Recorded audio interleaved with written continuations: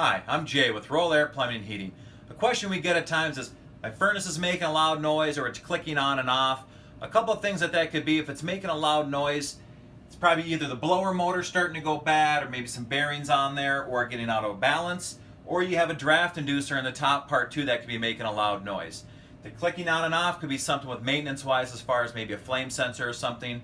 If you're experiencing these problems, give us a call, 763-515-6411. Jay with Rol Air Plumbing and Heating.